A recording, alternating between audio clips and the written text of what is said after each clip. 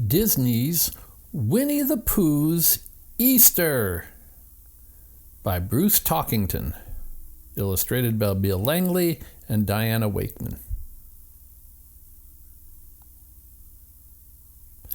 Winnie the Pooh felt a stirring to see the 100-acre wood in all its new spring finery. The magic of the season was shaking off the sleep of winter, so Pooh was climbing the path that led to the very special place called Up There. In the middle of the clearing up there, perched on its large end, sat the biggest egg Pooh had ever seen. My, thought Pooh, that egg is as tall as Christopher Robin, perhaps taller. Its size, however, wasn't the most surprising thing about the egg. It was all violet stripes and bright green squiggles, yellow polka dots, and pink swirls. Pooh laughed out loud. Pooh's very good friends heard him laugh and came to find out just what was so funny. "Oh, my goodness!" squeaked an amazed Piglet. "That is the most very small egg I have ever seen." Gopher squinted and surveyed the egg carefully. "That's some breakfast." "This is nothing," chuckled Tigger, "but I'll bet the look on the children's face was something to see. Hoo-hoo-hoo!" "Oh, don't be silly," snapped Rabbit. "It's obvious this egg has nothing to do with chickens or breakfast." "Obvious to whom?" rumbled Eeyore. "If you don't mind my asking." "You mean to tell me none of you knows what sort of egg this is?" demanded Rabbit. "Well," hooted Owl, "it's not an owl egg. I can say that with certainty, and not a small amount of relief." "It's an Easter egg," Rabbit announced triumphantly. There was silence as everyone digested this revelation. "Don't you know?" asked Rabbit. "Easter is a holiday, and it's now. This is the time of year everyone gives decorated eggs to one another. I have it on very good authority from my distant cousin, who is a personal acquaintance of someone who knows the Easter Bunny's gardener." "Ah," replied Pooh. "Why," muttered Eeyore, "would anyone do a thing like that?" "Well," Rabbit answered, "it seems, at least from what I've been told, that these are very special eggs." "Very special how, Bunny boy?" Tigger wanted to know. "It appears," Rabbit said, "that they can talk." "Ah," Pooh said again. "To be specific," Rabbit sniffed in importantly, "they are supposed to say how very much we care for one another." "Humph," said Gopher. "I'll bet this egg says it loud." They all gathered close around the egg and listened carefully. "It's not saying anything now," said Tigger. "Perhaps it's shy," said Piglet, giving the egg a gentle pat. "I imagine it feels quite out of place." "Perhaps if we make it feel at home, it'll feel more like talking," Pooh cried. "But how does one make an egg feel at home?" asked Rabbit. Pooh smiled. "I believe I have an idea."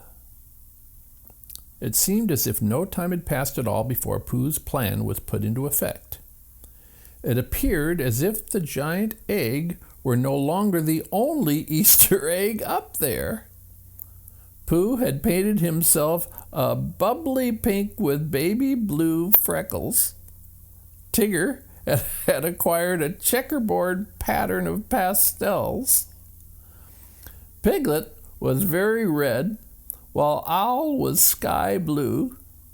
Gopher had become yellow, and Eeyore now had lavender polka dots. "It has to speak sooner or later, doesn't it?" sighed Pooh. "I mean, if it's going to say it cares at all."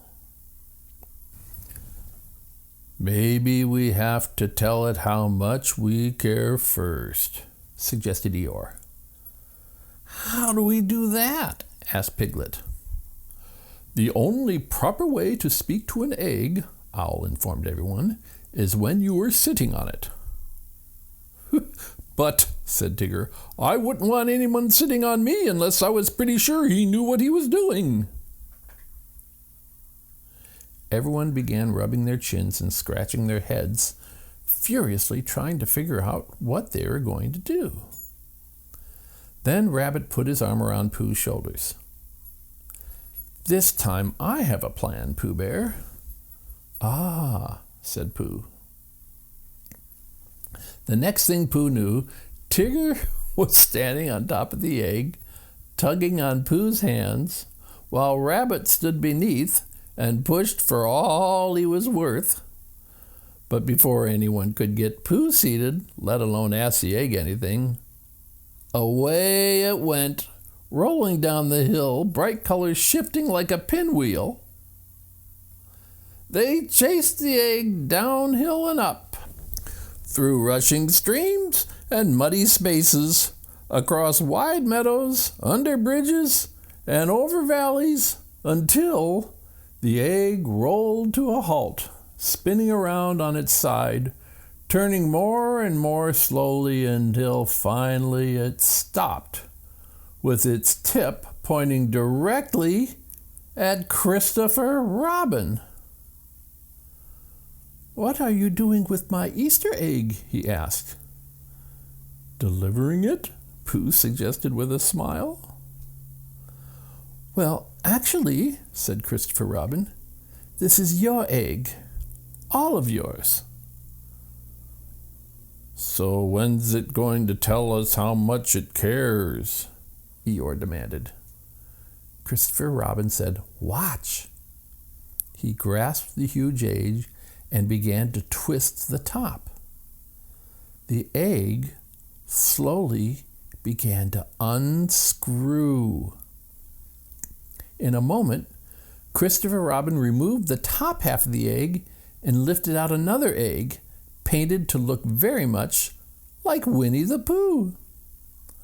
One after another, each a bit smaller than the last, an egg in the image of each of Christopher Robin's friends was revealed. "I'm going to keep mine next to my bedside table," decided Pooh. "Isn't that a strange place for an Easter egg?" asked Christopher Robin. "Oh my goodness, not at all," chuckled Pooh.